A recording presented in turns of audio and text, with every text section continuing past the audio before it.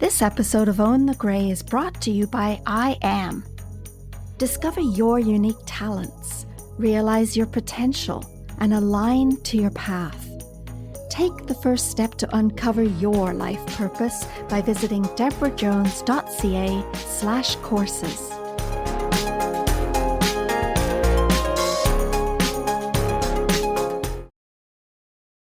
Have you ever been told to act your age?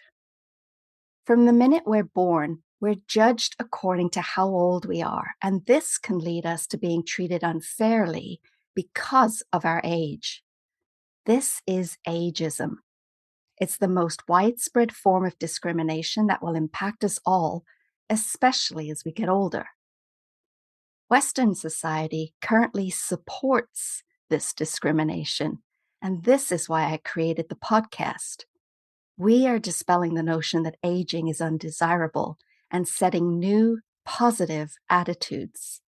I want to thank you for listening because it means that you are a part of this change for the better. We recognize that older adults have plenty to contribute to society. We know that we can all benefit from the wealth of experience that older adults have. It's clear that age is not the problem. Ageism is. One of the biggest problems is that the ageism we witness around us affects how we see ourselves as we get older. We start to believe what we read, see, and hear, and fit ourselves in the stereotype box. How sad is that? Sometimes it's obvious, sometimes it's hidden, but ageism is everywhere, even though it is illegal. Studies show that older people are not often consulted about their own care preferences. The decisions are made for them by others. Today, I'm speaking with Allison O'Shea, who's been on the front lines working with seniors and their families in the role of executive director for senior living companies. She knows that the aging arena is largely overwhelming and quite confusing. So she's here to share her tips and tricks on how to navigate aging and what to be prepared for, financially, socially, and spiritually. Welcome to Own the Grey, a podcast to dispel the notion that aging is undesirable and setting new, positive attitudes. I'm Debra Jones, and I believe you can be vibrant and healthy throughout the best years of your life.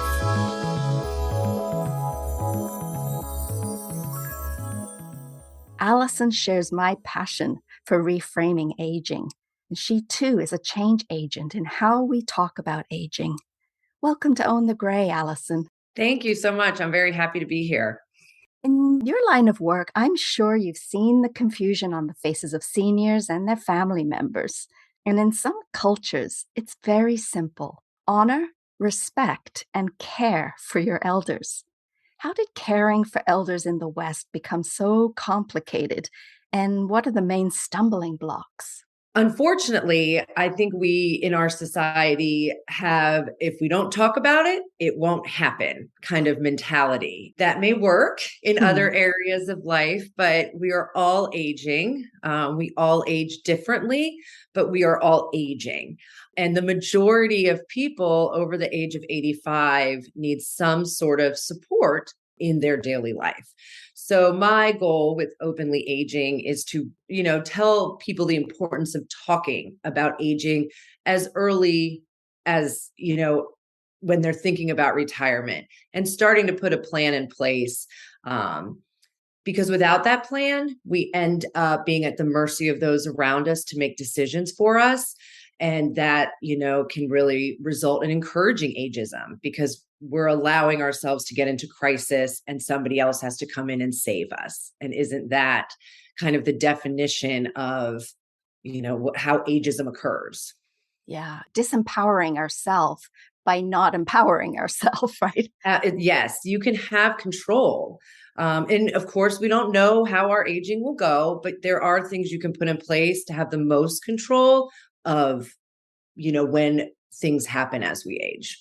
Awesome. So in your line of work, And I assume that's why you started openly aging, because of everything that you saw in working in these senior living homes. What is the most shocking thing that you've noticed that is common to families that have aging parents or things that they're dealing with? What is common that you've seen? The most common thing I've seen that really made me take this step was most of the families I saw were coming to me in crisis, in complete and utter overwhelmed crisis. Mom was at home. Maybe she wasn't really doing that well, but we kind of, pretended it was okay or tried to support the best we could. But then all of a sudden something happened.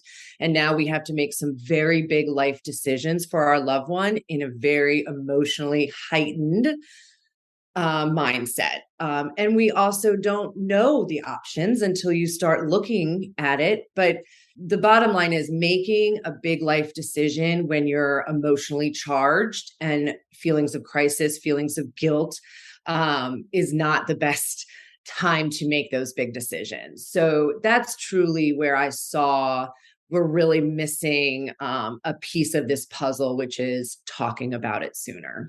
Yeah, so that is what we're going to be doing today, isn't it? We're going to be talking Yes. about it. So even if you're not dealing with an aging parent, this is not necessarily just for the person that is it?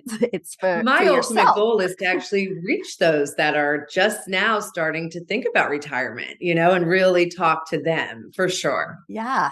So then you have 5 tips that you wanted to share with us, the questions that we need to ask ourselves to start, at least start to be prepared for keeping as much control as possible, or at least putting into place a plan, isn't it? Something that you Mm. can start with that maybe you can share. We'll get into the details of that. So what do you think are those 5 questions then? Sure. The first one is it is never too early to identify your aging support system. Most of the time, this is going to be adult children.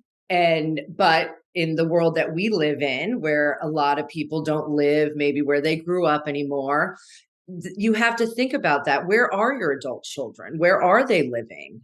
If they're not local, in 10 years from when you retired, do you plan on moving toward one of your, adult children or support system? If not, that's okay. But is your house accessible?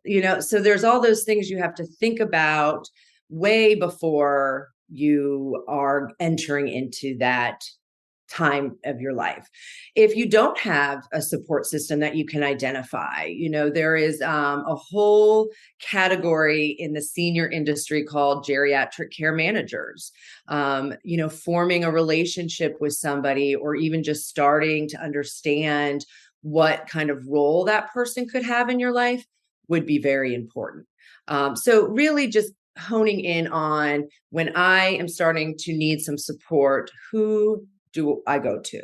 That's Yeah. your first question. And it could also be like grandchildren, for instance. It doesn't have to be your children Right. necessarily. Right. The other person has to know that, this goes back to another question we'll go into in a minute, but, communicating, will you be my support system, is also very important.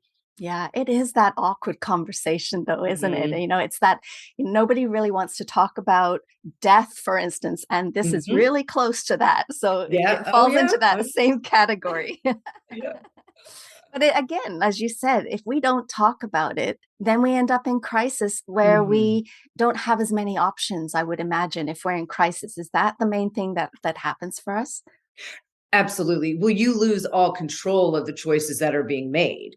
You sitting down with your identified support system and saying, "Hey, if I ever, start having cognition issues, I live in this area. I have this money. I would really like to, either stay home as long as possible, or I'm fine with this community, but I've researched communities. So you're able to put some sort of blueprint in place to help that support system at least have an idea of your aging goals.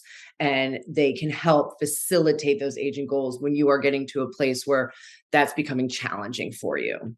Yeah, and that kind of falls in line with what your next question would be is what is my financial situation? So can you talk us through that? And I always tell people there's no right answer for this. I think that's another reason a lot of people don't talk about aging is, there is all that talk out there, and a lot of aging resources are expensive. And so I think sometimes if we're concerned about that, we don't talk about it. But the reason this is important to find out and figure out is, if you do have, money and it's not as much of a concern, there are things, though, that you need to do way ahead of time. A continuing care retirement community, for example, is one of those communities that you buy into. And then it has all three levels of care. Those, a lot of them have 8 to 10 year wait lists. So if that is a goal of yours, eventually, you need to start putting, get on that wait list. The same is for the opposite. If money is a concern, there are so many free resources out there. Caregivers of America is just one that mentioned here, Volunteers of America. But in your local communities, there's always, all over the world, there will always be resources that are based on income or very, maybe free. Well, those wait lists are also 10 years. So really putting those insurance plans in place, the worst thing that happens is you get a phone call that your name is at the top of the list and you just have to decline. Your name doesn't go down lower, but at least you've put some insurance plans in place for that future aging. Wow. So just let me clarify what you said. So if you get the phone call saying that we've got a place for you and you're not ready, you can stay on the wait list Yep. for the next available space and Yep. just keep at the top of the list until you Yep. need it. You always stay at the top of the list. Or the best way I had someone describe it, it's like an on and off button. If you call them and say, okay, I'm ready, they'll turn you on, but you always stay where you are. You can call them and say, I'm not ready, and you get turned off, and then you may not get the phone calls depending on what system they have. But you never lose that spot in line. So It's kind of like a turn on, turn off, which you have to get in early to get to that top spot. Gotcha. So hang on. I'm just going to make a phone call, Allison. Yeah. And then we'll come back to our conversation. Yeah. Exactly. So listeners, as soon as you've listened to this podcast, that's what you do. Yeah, that's what I'm going to be doing for sure. That's really good to know. And it gives you peace of mind too, doesn't it? Absolutely. Awesome. So Allison, what's the next question to ask? So number 3 is, do you have a general idea of the options that are out there? And I have casually mentioned 2 or 3 just during this conversation, which shows that there are so many resources out there. This industry, this aging industry, is really one that is blowing up. I mean, people are coming into it with new ideas. So really having an understanding. I have met so many families, so many aging persons that don't know what's covered by insurance or what's not. Many people come into looking for senior living, for example, thinking it's covered by health insurance, and that is far from the truth. What is home health versus home care? Those are 2 very separate things. Home health is therapies, physical, occupational, speech with nursing support. You need a doctor's order. It's totally covered by insurance. You might have a copay. Every insurance policy is different. Whereas home care is where a certified individual will come into your home and provide support, dressing, bathing, whatever you may need, companionship. And that is not covered by health insurance. And so it's out of pocket. And the rates for that are, can vary depending on which way you go. So just having a general idea, what is a continuing care retirement community? Why would you choose that versus maybe a rental option for long-term care, senior care? So it's just having a basic idea of what options are there as we age and, kind of having a baseline understanding. So I guess then the options are personal preference more than anything. When I talk about this subject a lot, I always reference somebody's personality. Are you extroverted? Are you introverted? That goes a long way. Some people thrive in senior living, 55 and older. There's no maintenance. You can just enjoy all the happy hours, all the, symphony trips. But for others, community living would be their worst nightmare. And so staying home is going to be their best option. Well, there needs to be plans for that. I've also seen the opposite, where somebody is at home because they're refusing, they just want to stay in their house forever, but they're really not thriving because they're missing a whole piece, the social engagement piece of life. And without that, we deteriorate faster. And so you also have to be aware of the idea everyone wants to stay home. If I hear that, I hear that all the time. I'm going to stay home. I'm going to stay home. Right. Okay. But I do feel like some people aren't allowing themselves to see the options of moving into a community-like setting where you can really have just a support system. You can pick and choose when you want to socialize, but you're going to be able to get that social engagement piece. Everyone has those needs to feel connected. So something came up as you were talking, and well, there are two things. One of them is because we haven't been having these conversations until now, we may assume that we know what is best for us, or really what is the option. I mean, that is our topic, is what are the options. And I would think that staying home, because that's what we've done, for all our life, is probably the only one that comes to mind until you start looking to see the different things. So one of my thoughts came up was, is there a way to investigate and get a feel for what it might feel like to live in a community? Absolutely. So I have a few answers to that question. Number one, we have to remember that, especially this generation, that not so much the baby boomer generation, but the one right before them, they had terrible experiences of loved ones in senior care. All they had was kind of one level of care, what we call now skilled nursing. There's a lot of over medication. There was a lot of the culture of senior living changed in the 90s. And that's where assisted living, the idea of assisted living, being in a home-like environment, came about, and it just blew up. You're going to have good communities. You're going to have communities that aren't good. So that's why, researching, as I'll get into now, but that's really where a lot of these problems have started, is past experiences. So now that we do have all these options, to get more information or to get a feel, I have two suggestions. The first one is you need to get on. Most local communities have some sort of resource page where senior living communities can post events that they're doing. For example, locally, I am partnering with a newer senior living community, and we are putting a panel together of different experts in the field. And it's a great way for people that are just looking for information. It's a free event, can come and really learn about that community, but also get some, learn about additional resources.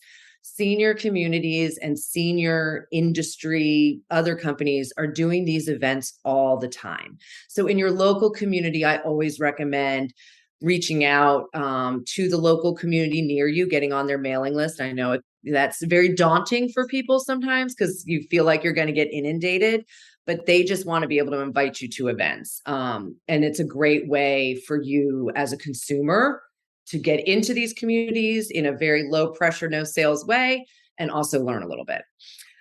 Also, most communities do have the option of staying for a weekend where you can experience in a guest suite, experience the community. This is a little more intrusive, and you really kind of have to put yourself out there as the guest of the community. You're going to get a lot of attention. But for some people, that is the best way for them to find out if this is the right, level of care. But really going to those seminars and going to anything local that is giving information about options is really important, I feel. Yeah, I wonder if the local libraries have resources that way. Yep. So then, what's the fourth question to ask? The fourth question is, have you communicated to your support system? Once again, have we told them that they are our support system, number one, and have they agreed? And number two, have you said, here's my financial situation. Here is what I've researched, and here's what I know. Here's the wait lists I've put down. Here's the things I'm doing, and here are my long-term goals. And it is basically handing your support system an aging plan that when the time comes and they have to come in and activate that aging plan, you have really given them some great pointers. Because as you mentioned before, when other people come in and make decisions for you, sometimes they're going to make those decisions based on them. Right. What would I like? Well, if you have totally two different personalities, that's where that clash can really come in. And so really I always tell people it's a gift to your support system. Your support system will look at this as a gift. Thank you so much. I appreciate knowing, even though sometimes for adult children to hear from adult parents, here's where I want to live. When I have dementia, here's where, what I want to do. Right. And it might be a little scary at first, but when the time comes, that those small conversations, that plan that you have given them is going to be such a gift. And it will allow them to honor you and provide as much dignity as possible during the aging process because they have process because they have an idea of your goals. Yeah, I'm seeing it as even a conversation starter. So these are Mm-hmm. the things that I've discovered. These are the things that I want. What do you think about that? What do you have any other ideas that maybe it might help guide this process so that we're both comfortable, for instance? Right. Yeah, that's pretty And cool. that is question 5.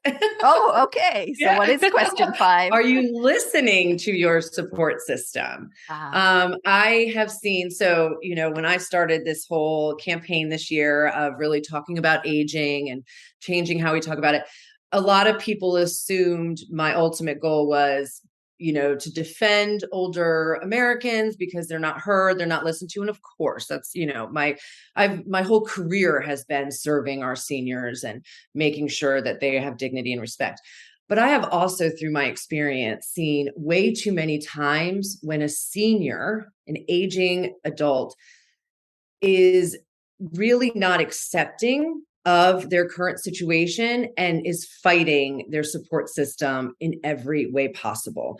If your adult daughter comes to you and and you've identified her as your support system, and she is saying to you, Mom, I can't come here 3 times a day to make sure you took your medicine. Taking you to doctor's appointments 4 times a week is just really starting to get challenging. Maybe, as we know that, people are having children later, people are working longer. So most of the times we're seeing in the new generations coming, their adult children are really strapped for time and energy.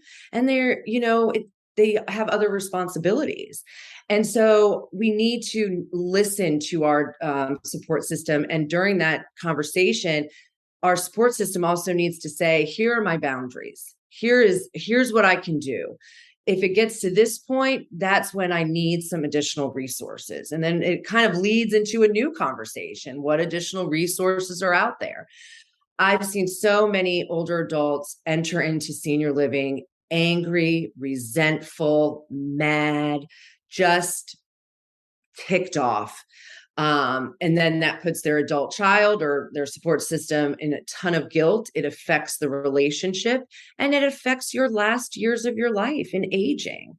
Having control as best we can, making the decisions for ourselves will allow for us to use this last wonderful chapter of our lives to enjoy it, to have a least amount of stress as possible, and to just live in the moment of gratitude for the life that you have lived and be able to express that to others. So seeing so many angry aging adults when it doesn't have to be that way. We're all going to age. You can't stop it. I think that's another big part of this piece is we have to listen to our support system. And sometimes that gets forgotten.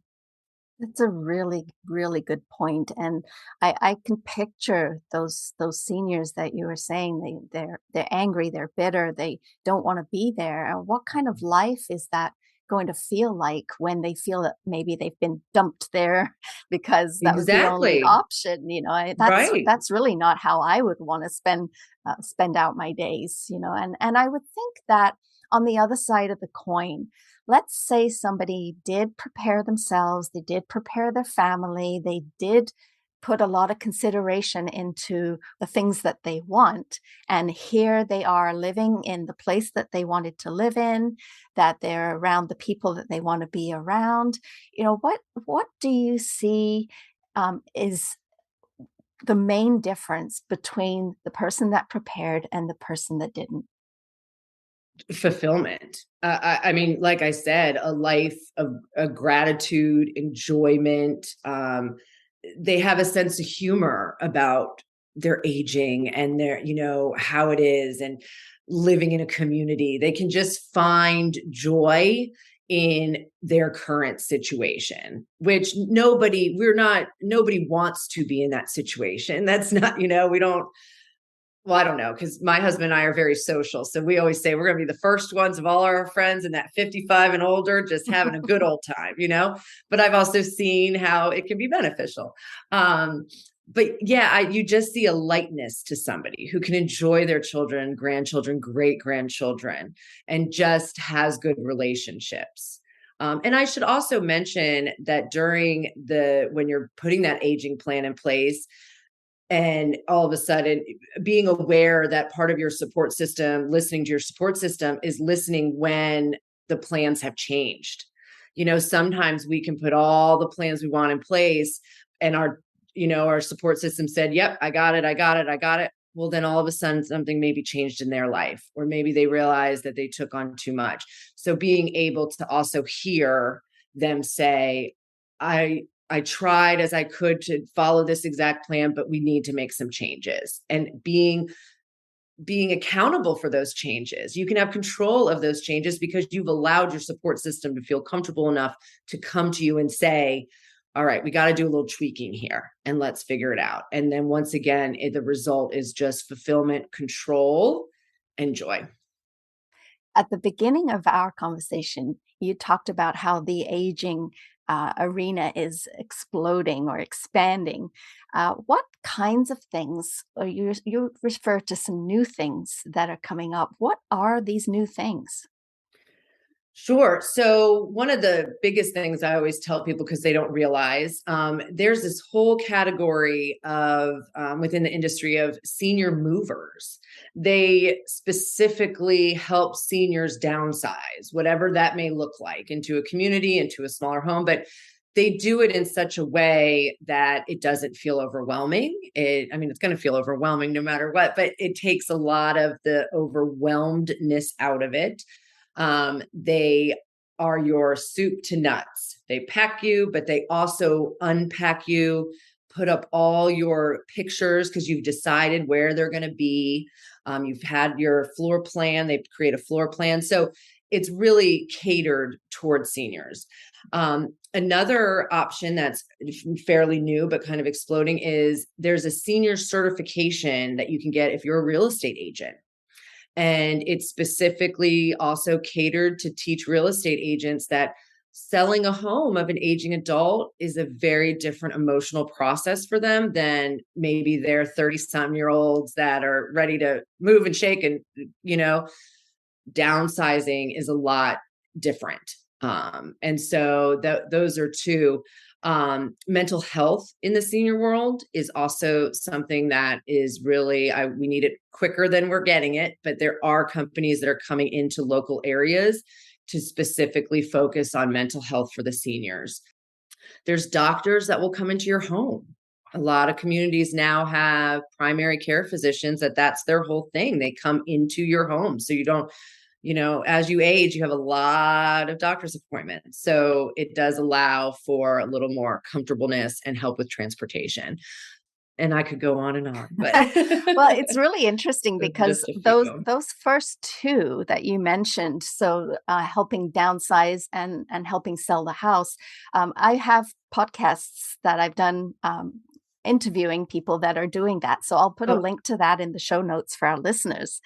And the only one that I wasn't aware of is going back to doctor home visits because I know, that's what doctors did when I was younger too. So it's like we're going full circle and we're mhm. actually getting the care that we really need. So it's really exciting to hear. I mean, the aging population is growing. There are statistics that say that we are probably the largest group out there. And so it makes sense for companies to fill the need.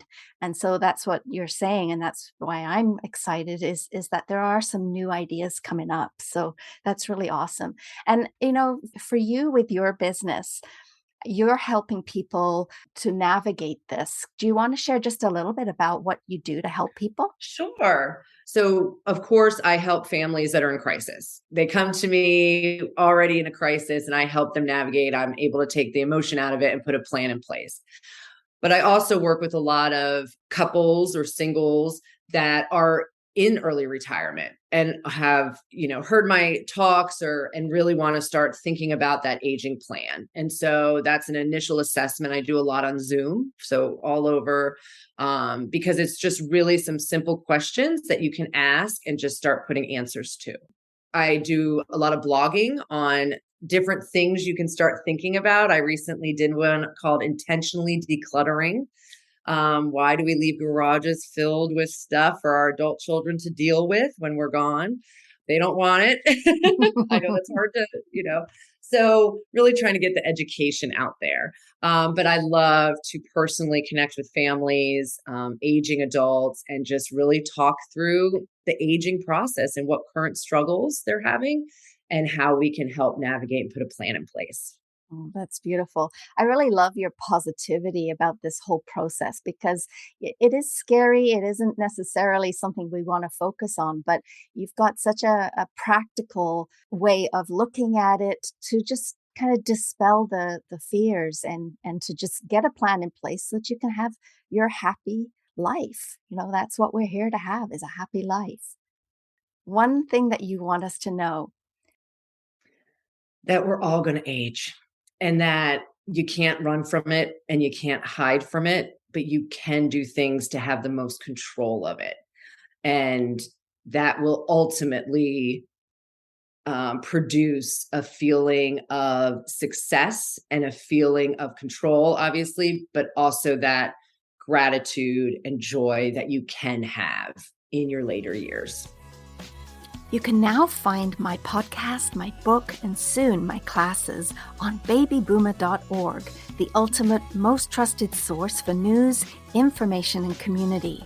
They've curated all the resources on the things that interest you. Check it out today at babybooma.org.